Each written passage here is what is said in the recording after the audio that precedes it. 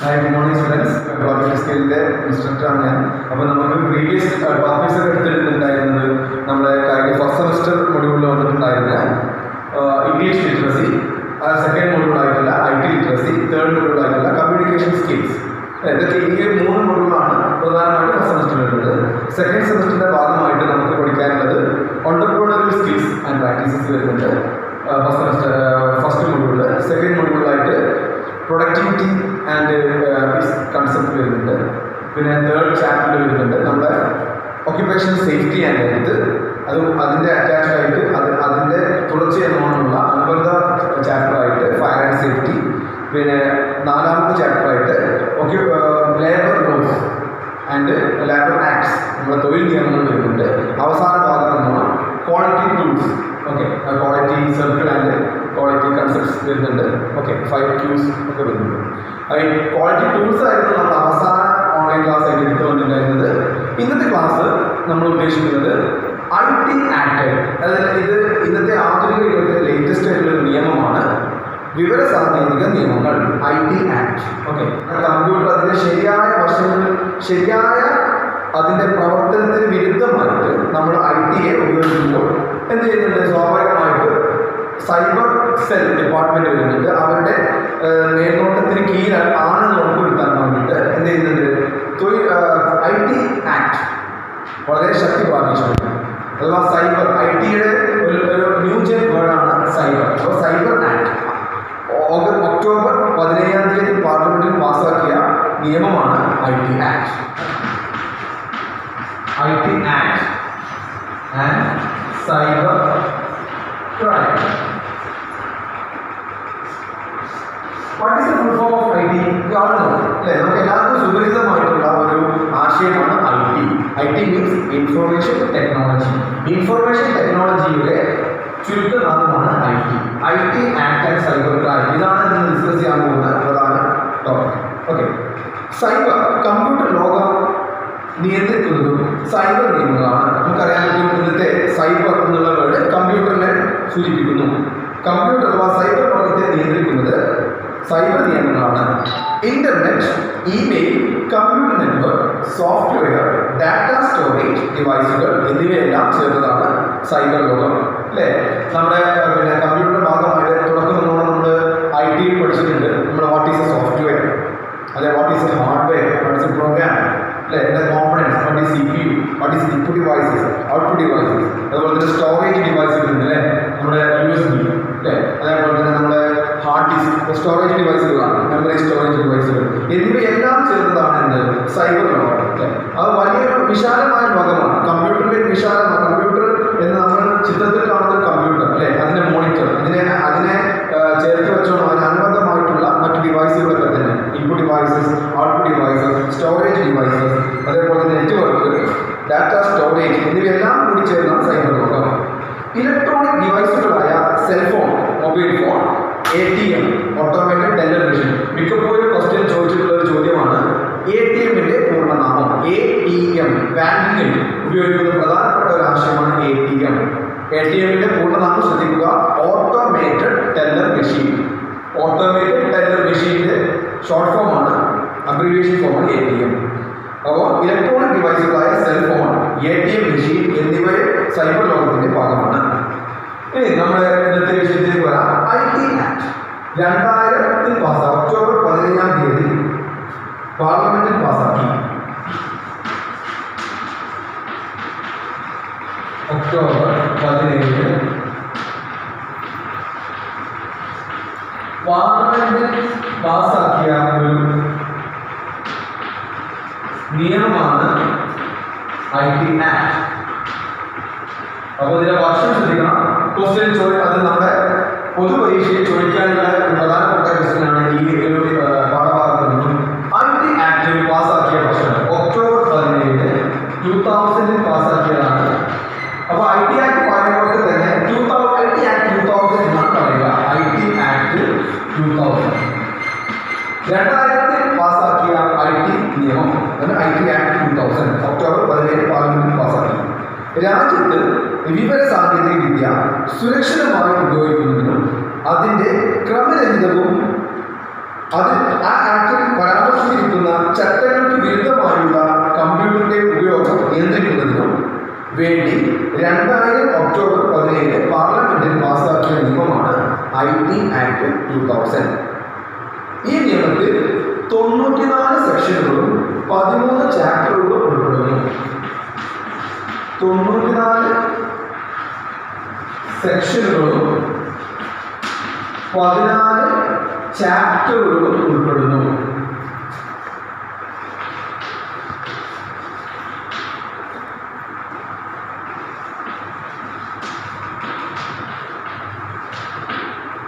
ഇതിൽ പ്രധാന നോട്ട് ചെയ്യേണ്ട പ്രധാന പോയിന്റുകൾ ഒരു മൾട്ടിപ്പിൾ ചോയ്സ് ക്വസ്റ്റ്യൻ എന്നോണം നിങ്ങൾക്ക് ചോദിക്കാൻ ചാൻസ് ഉള്ള IT ആക്ട് പ്രധാനമായും ചോദിക്കുന്ന 3 പോയിന്റുകൾ നോട്ട് ചെയ്യാവുന്നതാണ്. IT ആക്ട് 2000 ഒക്ടോബർ 1 പാസാക്കി. 94 സെക്ഷനുകൾ നമ്മുടെ ഓപ്ഷൻസിൽ 94 ഉണ്ടെങ്കിൽ അതാണ് ടിക്ക് ചെയ്യേണ്ടത്. 94 സെക്ഷൻ അല്ല 94 സെക്ഷൻ. അതുപോലെ തന്നെ 14 ചാപ്റ്ററുകളുമാണ് IT ആക്ട് പരാമർശിച്ചിരിക്കുന്നത്. വിവര സാങ്കേതിക വിദ്യയ്ക്ക് വൻ പ്രചാരവും കുറ്റകൃത്യങ്ങളിൽ വൻ വർധനവും ഉണ്ടായ സാഹചര്യത്തിൽ പാർലമെന്റ് 2008 IT ആക്ടിൽ ഭേദഗതി വരുത്തി. അമെൻഡ്മെന്റ് എന്ന് പറയാം. IT ആക്ടിൽ ഭേദഗതി വരുത്തി. കാരണം മാറ്റങ്ങൾ വരുത്തിയ സാഹചര്യം ഉണ്ടായി. അത് 2008 IT ആക്ട് പാസ്സാക്കിയത് 2000 IT ആക്ടിൽ ഭേദഗതി വരുത്തിയത് 2008. അതിന് ഉണ്ടായ സാഹചര്യം വിവര സാങ്കേതിക വിദ്യക്ക് വന്ന വൻ പ്രചാരവും കുറ്റകൃത്യങ്ങളും വൻ വർധന. നമുക്കറിയാൻ പറ്റില്ലേ, ഇന്നത്തെ സാഹചര്യങ്ങളിൽ വൻ കുറ്റകൃത്യങ്ങൾക്ക് കൂടുതൽ സാഹചര്യമുണ്ട് അല്ലേ. അതിന് ശരിയായ ഉപയോഗത്തിൽ നമ്മൾ കമ്പ്യൂട്ടർ ഉപയോഗിക്കുകയാണെങ്കിൽ അതിന് നല്ല സാധ്യതകളുണ്ട്. അതുപോലെ തന്നെ അതിന്റെ മോശവശങ്ങൾ ഉപയോഗിക്കുന്നവർക്ക് അതിനും സാധ്യതകളുണ്ട്. അതുകൊണ്ട് ഈ മോശം അതിന്റെ തെറ്റായ വശങ്ങളിലൂടെ അഴിഞ്ഞു ഉപയോഗിക്കുമ്പോൾ എന്ത് സംഭവിക്കുന്നു, അതിന്റെ ഉപയോഗം അതിന്റെ യഥാർത്ഥ രീതിയിലേക്ക് കൊണ്ടുവരാൻ വേണ്ടിയിട്ടാണ് IT ആക്ട് നിയമം ശക്തമായി വന്നത്. യഥാർത്ഥ രീതിയിൽ അല്ലാത്ത ഉപയോഗം വർദ്ധിച്ചു. അതിന് കാരണമായി കുറ്റകൃത്യങ്ങൾ വൻ വർധനമുണ്ടായി. ഈ സാഹചര്യത്തിലാണ് IT ആക്ടിൽ ഭേദഗതി വരുത്തിയത്. ഈ IT ആക്ട് ഭേദഗതി വരുത്തിയപ്പോൾ അതിൽ 24 സെക്ഷനുകളും 14 ചാപ്റ്ററുകളുമായി.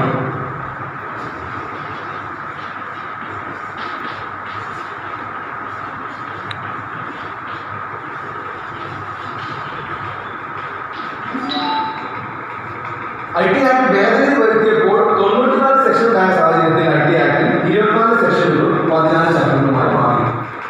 ഇനി IT ആക്ടിൽ പരാമർശിച്ചിരിക്കുന്ന പ്രധാന മറ്റൊരു വിഷയമാണ് ആന്റിവൈറസ്. എന്താണ് ആന്റിവൈറസ്? ആന്റിവൈറസ് പഠിക്കുന്നതിന് മുമ്പ് what is called virus? Okay,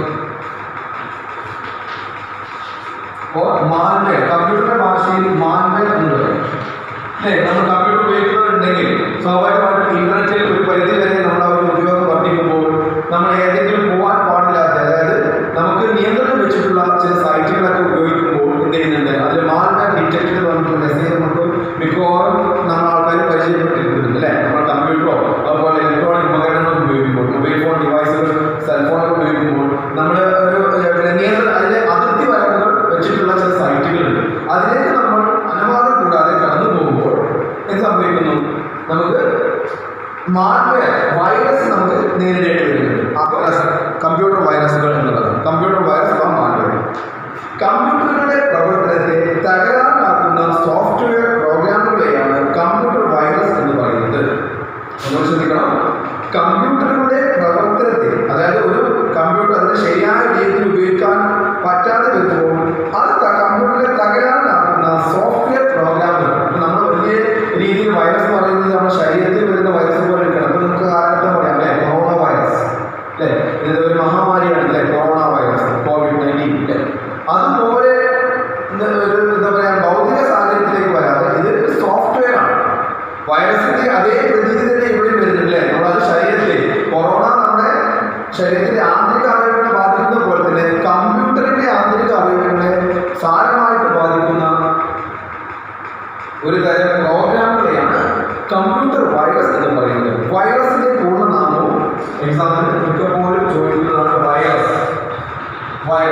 വേറെ പേര് പഠിച്ചു വെച്ചു, വൈറസ് മീൻസ് മാൽവെയർ. ശരി ശ്രദ്ധിക്കണം, വൈറസിന്റെ കമ്പ്യൂട്ടർ പറയും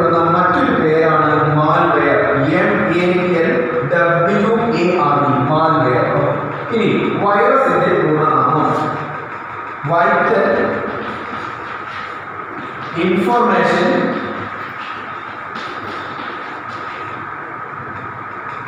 resource under CH. Resource under CH. ഇതിലെ ആദ്യത്തെ ഓരോ ലെറ്റേഴ്സ് കിട്ടുന്നതാണ് വൈറസ്.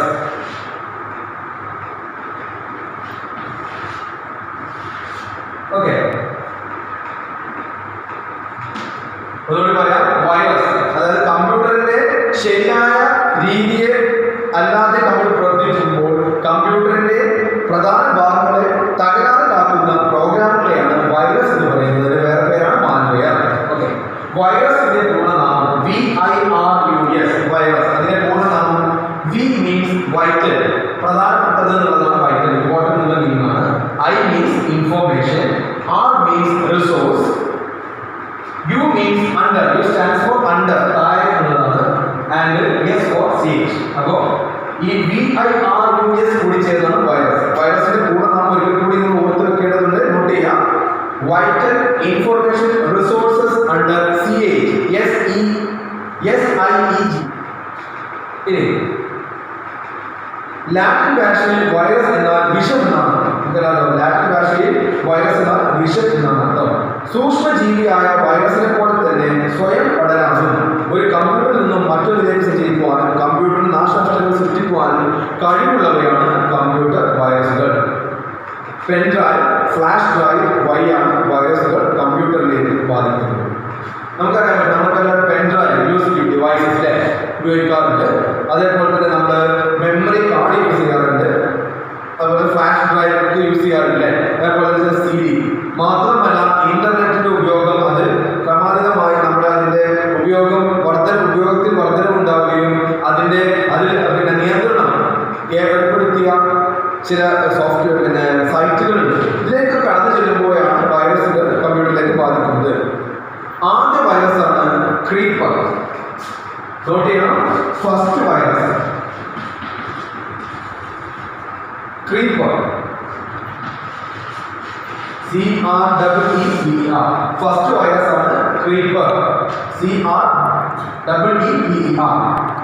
ഇനി അടുത്ത ടോപ്പിക്കാണ് വേംസ്. എന്താണ് വേംസ്? വൈറസ് പോലെ സ്വയം പെരുകുകയും പടർന്നു പിടിക്കുകയും ചെയ്യുന്ന ദുഷ്ട പ്രോഗ്രാമുകളാണ് വേം. പകരം പുഴു എന്നുള്ള അർത്ഥമാണ് ഈ വേംസ്, WORMS. നമ്മൾ നേരത്തെ മനസ്സിലാക്കി വൈറസ് പോലെ സ്വയം പെരുകുകയും പടർന്നു പിടിക്കുകയും ചെയ്യുന്ന ദുഷ്ട പ്രോഗ്രാമുകളാണ്. കുറച്ചുകൂടി ഡേഞ്ചറസ് ആയിട്ട് വരുന്ന വൈറസുകളെയാണ് വേംസ് എന്ന് പറയപ്പെടുന്നത്. Antivirus softwares.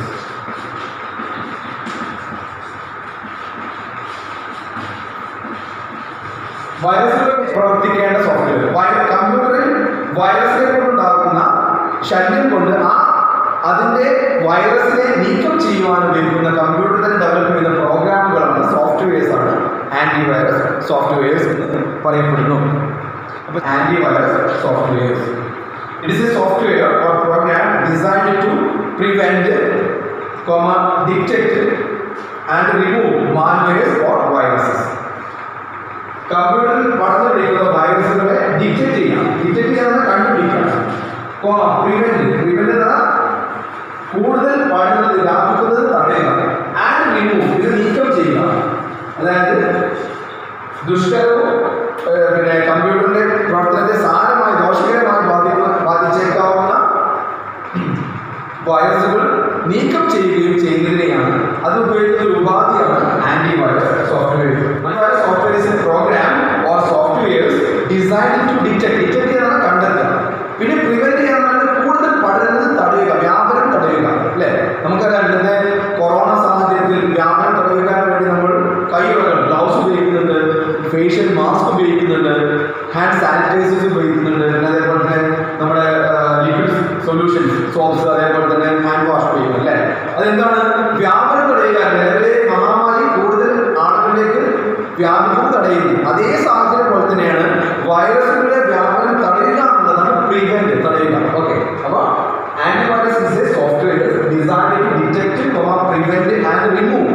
പിന്നെ തടഞ്ഞിട്ട് അനാവശ്യമായി കിടക്കുന്ന ബാലൻസ് കിടക്കുന്ന വൈറസുകളെ നീക്കം ചെയ്യുക. അതിനാണ് റിമൂവ് വൈറസസ് ഓർ മാൽവെയർ. ഇതിനാണ് ആന്റിവൈറസ് സോഫ്റ്റ്വെയർ എന്ന് പറയുന്നത് ഓർ മാൽവെയർസ്. അപ്പോൾ ക്ലിയർ ആണല്ലോ കുട്ടികളെ അല്ലേ? ആന്റിവൈറസ് വൈറസ് എന്താണെന്ന് പഠിച്ചു. വൈറസുകൾക്ക് എതിരെ ആന്റി മീൻസ് അഗെയിൻസ്റ്റ് എന്നുള്ളതാണ്. ANTI ആന്റി ഒരു സ്ലാഷ് ഉണ്ട്. Virus anti means against വൈറസുകൾക്കെതിരെ പോരാടുക. Virus പിന്നെ അത് ഒരു നെഗറ്റീവ് ആണ്, എന്നാൽ ആന്റിവൈറസ് പോസിറ്റീവ്. അവർക്ക് അതിനെ പ്രവർത്തനക്ഷമമാക്കുന്നതിന് വേണ്ട അതിന്റെ പ്രവർത്തനം അതിന് നല്ല രീതിയിലേക്ക് പിന്നെ കമ്പ്യൂട്ടറിന്റെ പ്രവർത്തനങ്ങൾ കൊണ്ടുവരാൻ അതിന്റെ സിസ്റ്റത്തിന് ആവശ്യമായിട്ടുള്ള ഒന്നാണ് antivirus softwares. Program designed to prevent, detect, prevent and remove viruses or malwares. ഈ ആന്റിവൈറസ് സോഫ്റ്റ്വെയർ ഫസ്റ്റ് ഡെവലപ്പ് ചെയ്ത ആളുണ്ട് ആൻഡ്രിയാസ് യൂണിംഗ് ആൻഡ് കെയ്റ്റി. ഒരു ടീമാണ് Andreas Luning and KTK in 1987. 1977 Andreas Luning LUNING and KTK KAITIGE ഈ ഒരു team of person ആണ്. ഒരു IT രംഗത്ത് പ്രഗത്ഭമായിട്ടുള്ള ഒരു കൂട്ടരാണ്. Andreas Luning and KTK KAITIGE 1977 antivirus software develop ചെയ്തിരിക്കുന്നത്. ഓക്കെ, പ്രധാനപ്പെട്ട ആന്റിവൈറസ് സോഫ്റ്റ്വെയറുകളാണ് നമ്മൾ കേട്ടിട്ടുള്ളതും നമ്മൾ ഉപയോഗിച്ചിട്ടുള്ളതുമായിട്ടുള്ള പ്രധാനപ്പെട്ട ആന്റിവൈറസ് സോഫ്റ്റ്വെയറുകളാണ് നോർട്ടൺ. നോട്ട് ചെയ്യാം. നോർട്ടൺ, രണ്ട് AVG അല്ലേ? നമ്മൾ പലപ്പോഴും ലാപ്ടോപ്പുകളായിട്ടും നമ്മുടെ PC-കളിലൊക്കെ ഉപയോഗിക്കുന്ന പ്രധാനപ്പെട്ട, അതേപോലെ തന്നെ മൊബൈൽ ഡിവൈസുകളും നമ്മൾ ആൻഡ്രോയിഡ് സെറ്റുകളിലൊക്കെ ഉപയോഗിക്കുന്ന പ്രധാനപ്പെട്ട ആന്റിവൈറസ് സോഫ്റ്റ്വെയറുകളാണ്. ഒന്ന് നോർട്ടൺ, രണ്ടാമത് AVG, മൂന്ന് അവാക്സ് അല്ലേ? ഇതൊക്കെ പ്രധാനപ്പെട്ട കാര്യം നമ്മൾ ഇന്റർനെറ്റിലൊക്കെ തന്നെ നമ്മൾ എന്ത് ചെയ്യാറുണ്ട്, ഡൗൺലോഡ് ചെയ്തിരിക്കുന്ന പ്രധാനപ്പെട്ട പെയ്ഡ് ആയിട്ടുള്ള പണം കൊടുത്തുകൊണ്ടുള്ള ആന്റിവൈറസ് സോഫ്റ്റ്വെയറാണ്. പിന്നെ മക്ഫി, വളരെ പോപ്പുലർ ആയിട്ടുള്ള മറ്റൊരു സോഫ്റ്റ്വെയർ മക്ഫി. പിന്നെ കാസ്പെർസ്കി, ഇത് പെയ്ഡ് സോഫ്റ്റ്വെയർ ആണ്, ഇത് പോപ്പുലർ ആണ്. Kaspersky, AVG, Avast, Norton, McAfee, Avira.